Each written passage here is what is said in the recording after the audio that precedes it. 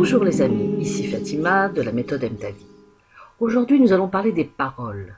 Les paroles sont des sortilèges.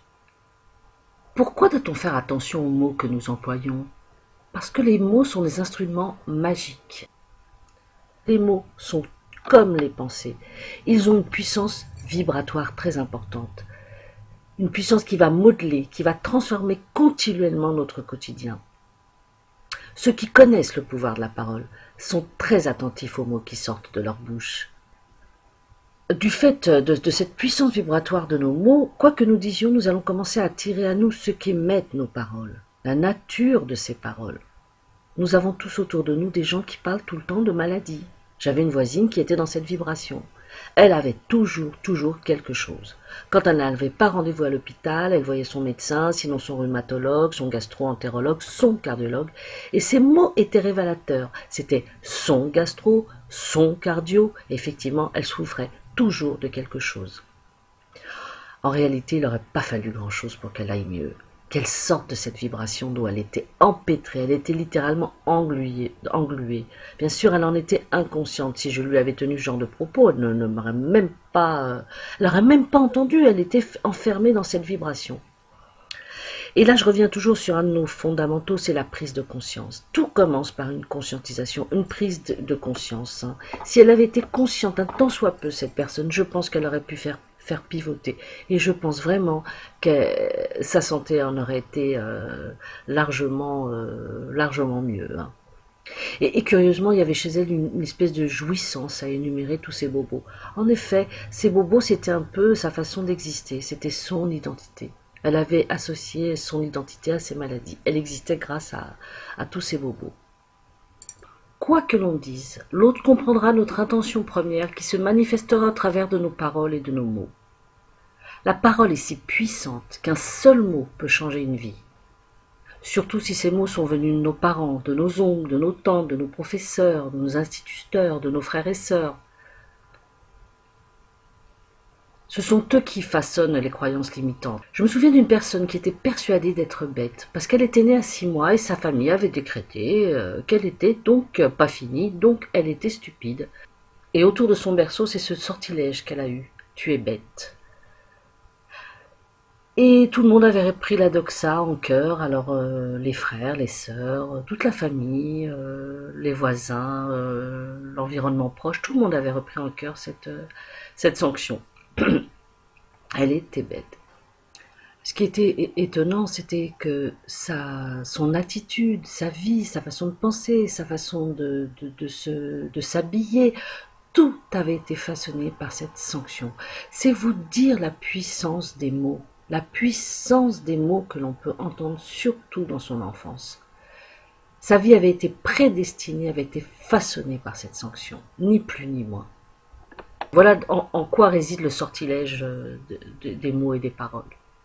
Il faudrait pour bien faire, quand un enfant arrive au monde, autour de son berceau, on devrait lui dire que des mots de bienveillance, sois le bienvenu, ne te soucie de rien, nous serons là pour t'aider du mieux que nous pourrons. Et confiance en toi, enfin voilà, des choses qui dynamisent. Ça nous rappelle le conte de la Belle au bois dormant, où les fées doivent venir faire un vœu chacune à tour de rôle autour du berceau de la princesse, et il y a le fameux vœu de la sorcière, heureusement qui est repris après par la dernière fée qui n'avait pas fait son vœu. Mais voilà, ça en dit long. Les contes sont très instructifs justement pour expliquer tous ces mécanismes. Oui, autour du berceau, c'est une métaphore autour du berceau, mais ce qu'on peut entendre dans notre enfance, oui, et s'imprègne dans notre subconscient, et les mots sont des sortilèges, véritablement. C'est pourquoi il faut être très attentif aux mots que l'on dit à nos enfants. Tu es stupide, tu n'arriveras à rien, non mais regarde-toi. Mais tout ça, c'est de la magie noire. Ça n'est pas lui qui est stupide, c'est ce qu'il fait qui vous a paru stupide. Mais en aucun cas n'associer ce terme à son identité. Préférez ce que tu as fait là est stupide, mais dissociez bien que ça n'est pas lui. Parce que chaque mot, chaque parole va s'imprimer dans son subconscient. Les « je suis »,« tu es », sont vraiment à utiliser avec parcimonie et à bon escient.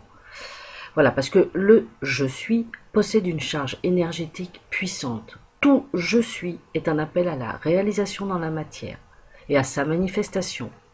Toute pensée liée à un je suis mobilise des forces, quelles qu'elles soient, négatives ou positives. Pour que le bon soit le seul à se manifester dans votre vie, soyez attentive à toutes vos phrases débutant par un je suis ou tu es, si on s'adresse à quelqu'un. Qu'elles soient dirigées exclusivement vers des réalisations positives. Je suis pauvre, je suis malchanceux, je suis déprimé, je suis une victime, je suis bon à rien. Cela sous-entend que l'être, votre personnalité, votre être, voire votre identité est la fatigue, est la malchance, est la victimisation, est la déprime, est la paresse, la bêtise, etc., etc. Préférez par exemple, au lieu de je suis fatigué ou je suis triste, je suis déprimé, écoutez, je vous propose de remplacer par je me sens. De cette manière, on retire le caractère définitif de l'état qui n'est en réalité qu'un ressenti dans un instant T. Hein. Donc évitez les je suis, c'est vraiment très lourd et c'est très très chargé énergétiquement.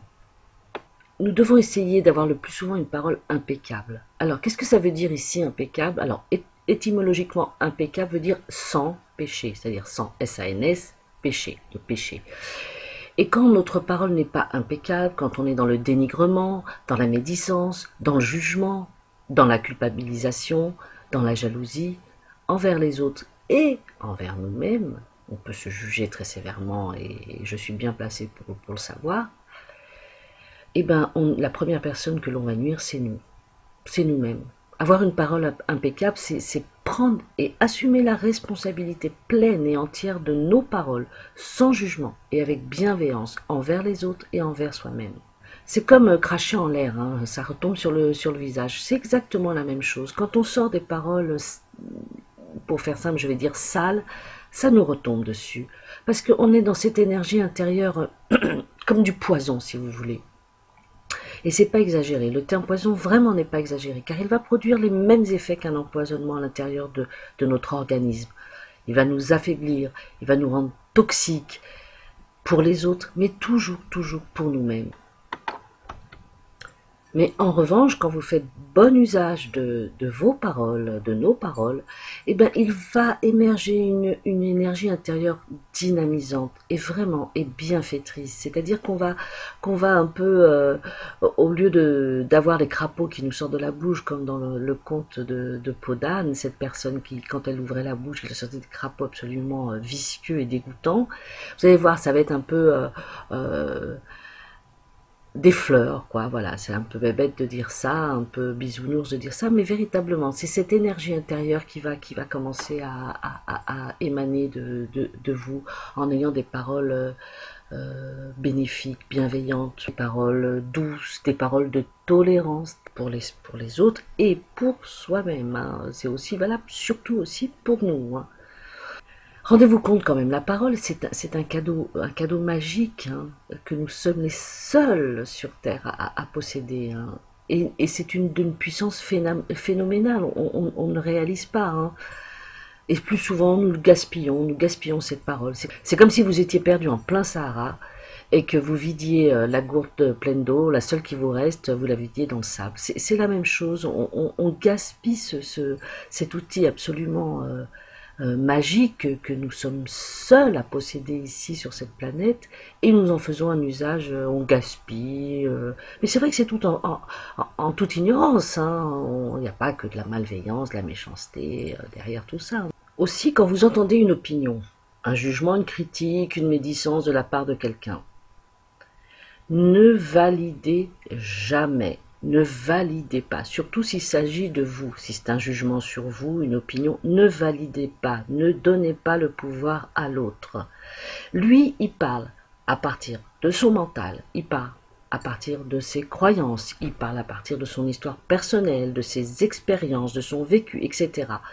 Donc, vous n'avez rien à voir dans l'affaire, hein, d'accord? Donc, on ne valide pas, et on se dit... Et on lui dit, même si on ne le dit pas vraiment, on le dit dans sa tête, ces mots t'appartiennent, je te les laisse, je ne valide pas. Toutes les paroles qui sont dites par les autres leur appartiennent, comme vos paroles vous appartiennent. Il est impératif vraiment de piger ce truc, hein, parce qu'on a souvent tendance à donner foi aux paroles des autres et ça peut être tout à fait destructeur.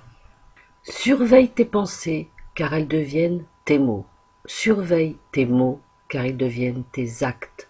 Surveille tes actes car ils deviennent tes habitudes. Surveille tes habitudes car elles deviennent tes valeurs.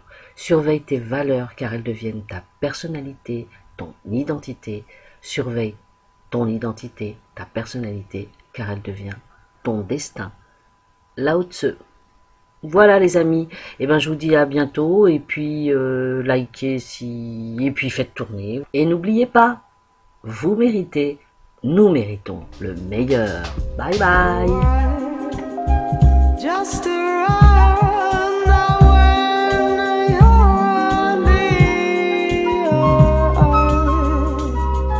you're your presence.